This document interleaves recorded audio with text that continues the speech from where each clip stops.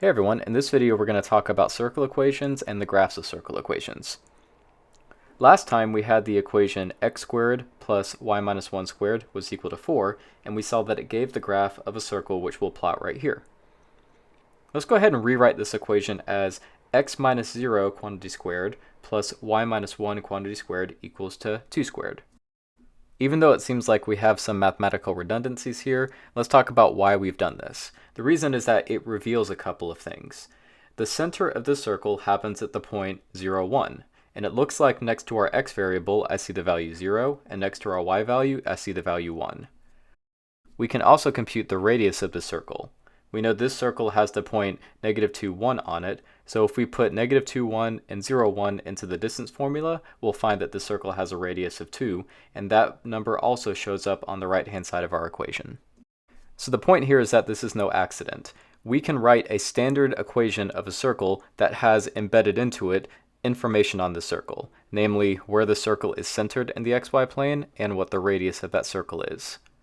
So the standard formula for the equation of a circle with a radius of r and a center that we'll call hk is given by the quantity x minus h squared plus y minus k squared is equal to r squared. It's important to note that this formula has negatives and square terms installed into it. So as we're reading information from circle equations, we have to be careful about those aspects. To get things started, let's find the equation of the circle that has a radius of 7 and a center of -3, 2. The way to figure this out is to plug this information into our standard form. So we'll replace the value of h with -3, and then the value k with +2, and then the value r with +7. Parentheses are definitely your friends here when you're trying to plug in numbers, because our standard circle equation form has negatives into it, and we can see that we're plugging in a -3. So we put it in parentheses just to be careful about our negatives as not to drop anything. But now that everything's plugged in, we just simplify. We get a final answer of x plus 3 squared plus y minus 2 squared equals 249. And this is the equation of a circle with radius 7 and a center of -3, +2. For our next example, we want to find the circle with the radius of the square root of 3 and the center of -1, 0. Same process. We're going to plug this information into our standard form, and we're going to plug all values in with parentheses to make sure that we're not dropping any negatives. We get x minus -1 squared plus y minus 0 squared equals to the square root of 3 squared. And when we're done simplifying, we get x plus 1 squared plus y squared is equal to 3, and we're done. For this next set of examples, we're going to go in reverse order. This time, we're going to be given an equation of a circle, and we now have to derive information like its radius and its center. So consider the equation x plus 1 squared plus y squared minus 4y plus 4 is equal to 5. The problem here is that this is not in standard form, so even I can figure out the x-coordinate of the center of this circle and the radius, I can't figure out the y-coordinate in its current form. The workaround is to see if the y terms factor with each other, and it turns out they do. The polynomial y squared minus 4y plus 4 does factor as y squared minus 2 quantity squared.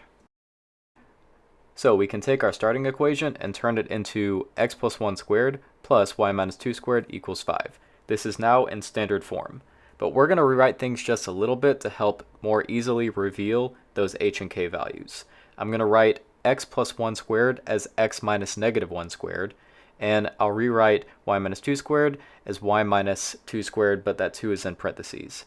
I'll also rewrite that right-hand side as the square root of 5 squared. Overall, this just makes it a little bit easier to see that this circle will have a center of -1, 2 and a radius of the square root of 5. I want to point out a very common mistake that's easy to make here. When we look at the equation x plus 2 squared plus y minus 2 squared plus 5, it's really easy to misinterpret what we're seeing. It's really tempting actually to say that the center is +1, +2, or to say that the radius is 5 squared instead of the square root of 5. This is why we took the time to rewrite this equation in that last line the way we did. It makes it easier to see what your actual h and k coordinates are and what your actual r value is. Now let's look at a more challenging example. Find the center and the radius of the circle whose equation is given by x squared plus 4x plus 3 plus y squared minus 4y minus 5 equals to 3. This isn't in standard form, but last time we got away with factoring, so let's see if it works this time.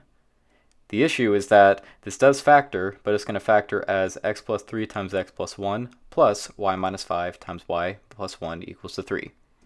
The problem here is that even though while things factored, nothing factored as a perfect square. In the previous slide, that y squared minus 4y plus 4 did factor as a perfect square, and we are all fine and good, but that's not happening here.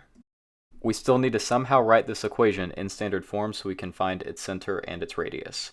The way to do this is to complete the square, but to do it twice. We're going to complete the square on x squared plus 4x and y squared minus 4y. So the challenge in this problem will be completing the square with two terms almost simultaneously, but it's okay. With some proper bookkeeping, we can handle this. The first thing we're going to do, just like in the regular completing the square process, is bring all of our constant terms to the right-hand side. So now I have two quadratic terms on the left-hand side, one in the variable x and one in the variable y. We have to now compute the b over 2a squared term for both of these. The first quadratic has an a value of 1 and a b value of 4. The second quadratic in y has a b value of negative 4 and an a value of 1. So the b over 2a squared values for both of these both come out to the number 4. Now we need to add both of our b over 2a squared values to both sides of the equation. So this is going to become x squared plus 4x plus 4 plus y squared minus 4x plus 4 equals to 5 plus 4 plus 4. Again, so all we've done is added both individual b over 2a squared values to both sides of the equation. We got one of them from the quadratic in x, and then we got one from the quadratic in y. Now we're just going to factor everything for the variable x and everything for the variable y, and this is engineered to give us perfect squares. So x squared plus 4x plus 4 factors as x plus 2 squared, and y squared minus 4y plus 4 factors as y minus 2 squared. And my right-hand side simplifies to the number 13. So by way of completing the square, twice in the same problem, I'll grant you, this did get us to the standard form for the equation of a circle. Now we can determine our center and radius. We'll take the same step that we've done before, which is write this in a way that reveals our h, k, and r values. So by taking these steps, I can see that I have an h value of minus 2, a k value of 2, and an r value of the square root of 13. Therefore, the circle has a radius of 13 and a center of negative 2, 2. The steps taken for the completion of the square process are explained in the notes, and the notes also has a more challenging example with some harder coefficients to work with. So I encourage you to check both of those out, especially if you need practice with completing the square. For our next set of examples, let's suppose that the information we're given is a little bit different. We want to find the center and radius of the circle with a center of 7, 2 passing through the point 7, 0. This means that even though our circle has a center of 7, 2, the edge of our circle goes to the point 7, 0. The thing is that we're not explicitly told the radius here, so we have to figure it out. But let's go ahead and draw a picture just to give us a little bit of a visual aid of what's going on. So we'll draw 7, 2 as our center, 7, 0 as one of the edge points of a circle, and now we know that the radius is the vertical line connecting them. So, using the distance formula, we can find that this circle is going to have a radius of 2. In this context, the center of the circle is already revealed to us, so all we have to do is plug in the values 7 and 2, and then the value 2 for r, to get the circle equation x minus 7 squared plus y minus 2 squared equals to 4.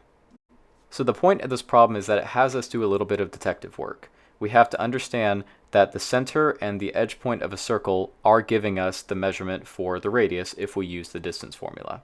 And since we already have the center, we can just plug all the information that we find into the standard form, and we have our answer. We'll do a similar type of problem. Now we're going to find the center and the radius of the circle whose endpoints of a diameter line are negative 8, 6, and 1, 11. Remember, the diameter is the full width between one end of the circle and the other, passing through the center. So let's do a basic sketch of what this looks like. Any diameter line of a circle has to pass through its center. So we know from basic geometry at this point that the midpoint between negative 8, 6 and 1, 11 is going to be the center of our circle. So now we have two things we need to find: the midpoint of the point negative 8, 6 and 1, 11, and the radius of the circle. We can find the radius by finding the distance between -8, 6, and 11, and then just halving that distance. Let's start with the midpoint because it's pretty easy. The value hk is given by the midpoint formula, which will reduce down to -7 halves and 17 halves. Next, we know that radius is diameter over 2, so let's compute the distance between -8, 6, and 111. The distance formula gives me an answer of the square root of 106. So I'm going to plug all this information into our standard form of the equation of a circle. So this would look like x minus -7 halves squared plus y minus 17 halves squared equals the square root of 106 divided by 2 squared. Again, that division by 2 and the radius position of the equation is because I have found the diameter, so I need to cut it in half to find the actual radius.